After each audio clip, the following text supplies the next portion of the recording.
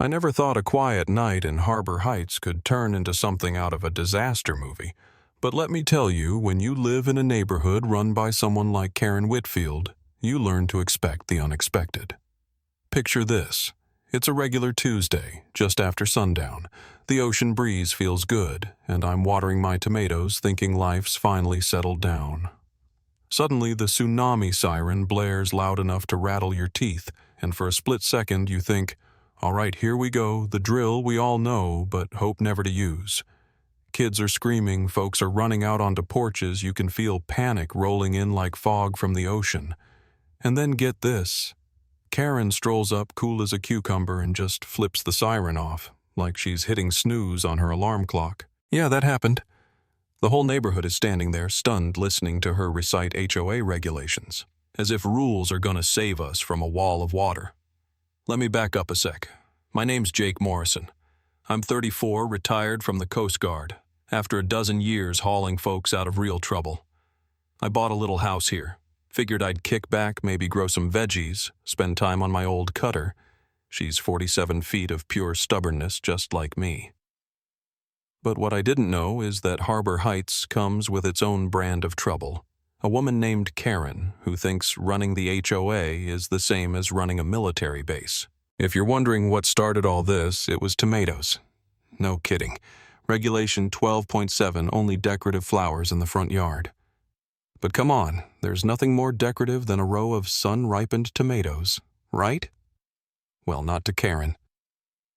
The day she spotted them was the day my so-called peaceful retirement went off the rails. It started with warning letters, then daily visits at 7:30 sharp, measuring my grass, checking my trash cans, writing me up for things like my garbage bin being 1 inch off. "This is a serious violation, Mr. Morrison," she'd say, waving her ruler around like a sword. I tried reasoning with her. "Karen, they're just tomatoes. The only thing they're hurting is my cholesterol." But her eyes got all steely, and she started in about the slippery slope of ignoring regulations. You know what I mean? Some people think rules are the only thing holding civilization together. And maybe sometimes they are, but not when they're being used like a club to beat people down. After a couple weeks of her crusade, she upped the ante. Next thing I know, there's a private security company rolling around in black SUVs, parking out front and taking notes. Surveillance cameras start popping up pointed right at my house. Karen's giving speeches in her driveway about certain residents who don't respect community standards loud enough for me to hear with the windows closed. But I'm not the type to roll over. I started digging into the HOA bylaws, spending hours at the county clerk's office. Turns out half the rules Karen was enforcing were made up and the real ones. Well, she was breaking them herself. Rose bushes over the height limit. Her husband's car parked wherever he wanted. And here's the kicker. She'd changed the rules 17 times in 3 years without ever letting us vote. All illegal. So week 4 rolls around and she decides to make an example of me at the HOA meeting. The whole neighborhood crammed into the community center, Karen at the front with a slideshow, 12 angles of my tomato plants, pictures of my trash cans, even my garden hose like she was presenting evidence at a trial. "I propose a $500 daily fine until these agricultural eyesores are gone," she declared, and the crowd started whispering, looking more and more uncomfortable. When I tried to speak, she cut me off. "Violators don't get a say," she snapped. That's when I realized what I was up against, a person who didn't care about fairness, just control. So I started fighting back methodically, Coast Guard style. I called it Operation Community Freedom. I talked to neighbors quietly. Turns out I wasn't her only target. Mr. Thompson, a retired teacher, got fined for planting the wrong shrubs. Mrs. Martinez, a single mom, had to repaint her house because Karen didn't like the color, even though it was already approved. Kids weren't allowed to play basketball, noise violation. The more stories I heard, the angrier I got. And then I found the smoking gun. Karen had set up a landscaping company under her maiden name and was funneling HOA contracts to herself at double the going rate. Embezzlement, plain and simple. I was gearing up to drop the bomb at the next meeting, but fate had other ideas. That Tuesday night, right in the middle of watering my tomatoes, the tsunami siren goes off. Automated voice tsunami warning in effect. 7.2 magnitude earthquake offshore. Evacuate immediately. My Coast Guard brain goes into overdrive. Grab your essentials. Get everyone to higher ground. But then I see Karen at the emergency alert station opening it with her master key. She turns off the siren. "What are you doing?" I yell. Regulation 14.3. No noise after 8 p.m. She shouts back, her face all twisted up with righteousness. "I don't make exceptions. These people need to learn respect for our rules." I look around, families, frozen kids crying. Nobody's sure if it's safe to leave. In that moment, I knew if I didn't act, people could die. So I sprinted to my cutter, my old Coast Guard boat. She still has her emergency comms gear and a horn that'll wake the dead. 2 minutes after Karen shut down the warning, I blasted 5 horns, the maritime signal for immediate danger. Then I grabbed the PA. "This is Captain Jake Morrison. Tsunami warning in effect. Everyone evacuate to Harbor Elementary 1.5 miles east, 150 feet up." This is not a drill. Within half a minute, the neighborhood comes alive, garage doors opening, people packing cars, lights flicking on. The evacuation went smoother than any I'd seen outside the service. Except Karen, she stormed onto my dock yelling about lawsuits and undermining authority. I told her, "You can sue me after the tsunami, but right now let's save lives." She sputtered, but had nothing left.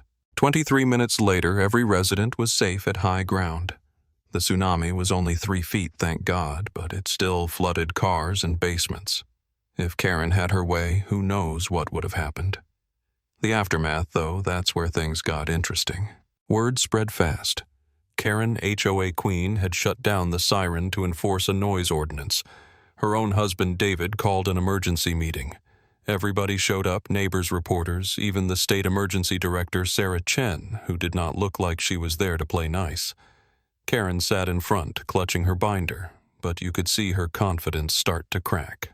I laid out everything, projector evidence, the whole pattern of rule abuse. I played the video of Karen shutting down the alert system, her voice on tape, quoting noise regulations while the neighborhood stood at risk. You could hear a pin drop. Mrs. Martinez stood up, tears running down her face, and said, "You put my kids at risk for a noise rule."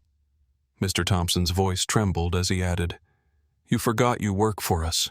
Even Karen's loyalists turned on her. Margaret Foster, a retired nurse, called her actions inexcusable. Director Chen dropped the hammer. "Interfering with emergency systems is a federal crime. We're opening a formal investigation." And just like that, Karen's power vanished. Her husband stood up and asked her to resign on the spot. 98% voted for it right then and there.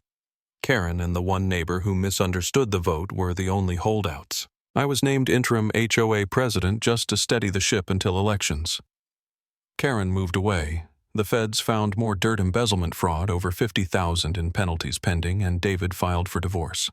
Turns out nobody wanted to live under the thumb of a petty tyrant. I went to work rewriting the rules. From now on, every change needs a 75% vote. Financials are public, and no one stays president for more than 2 terms. We set up a community-first policy, safety above all support instead of punishment for struggling families, and when there's an emergency, anyone with training can step up. The neighborhood transformed almost overnight. Mrs. Martinez finally painted her house that green she always wanted. Mr. Thompson replanted his shrubs and started a community garden where folks could grow whatever they wanted. Kids played basketball again, parents organized block parties, and for the first time, laughter replaced that old tension. Working with Director Chen, we upgraded our emergency systems, no more loopholes, no more single points of failure. Monthly drills, safety days, and everyone learned the lesson the hard way. People matter more than rules. My cutter became the centerpiece for neighborhood safety events. Kids learned about water rescue, adults practiced drills, and every horn test was scheduled and announced, no surprises. 6 months later, Harbor Heights was named a model community by the state for emergency readiness and fair governance. But the real prize, it's the sound of kids laughing, neighbors chatting, and that sense of peace that comes from knowing you're not just following rules, you're part of something real. Now, when I look at my front yard and see those tomatoes thriving again, I don't see defiance. I see victory, common sense over control, courage over fear, community over ego. The sun goes down and all you hear is the ocean. Not a siren, not a neighbor yelling about the color of your flowers. Just home. And Karen, well, she's out there somewhere, hopefully learning a new way to channel her energy, maybe in a place where the biggest emergency is a bingo night gone wild. As for Harbor Heights, we're proof that sometimes you have to make a little noise to keep your community safe, and sometimes standing up to a bully is how you remind people what really matters. So what would you have done if you were in my shoes? Was I right to break the rules to save the neighborhood, or did I go too far? Drop your thoughts below. Let's talk about what justice, community, and real leadership should look like.